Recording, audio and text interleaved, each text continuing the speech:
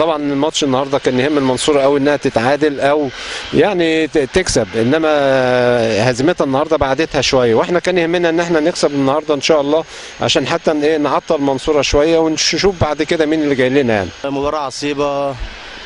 طبعا انا بحيي نادي المنصوره بقياده الكابتن ياسر كناني، عامل فرقه جميله جدا وقويه جدا. تعبتنا جدا وخاصه الشوط الاولاني، ناس منظمه، فرقه محترمه. الحمد لله بنحمد ربنا النهارده على الفوز. ب3 بونت النهارده لهم طعم.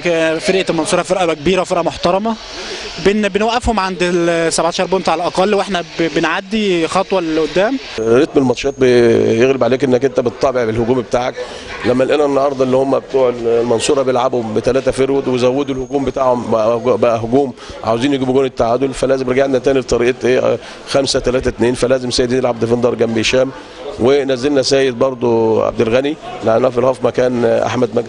الحمد لله قدر الله ما شاء فعل. بقول لنادي المحل الف مبروك، وبقول لعيبه هارد لك نفوق واللي جاي يكون احسن ان شاء الله. كرة كده هنعمل ايه؟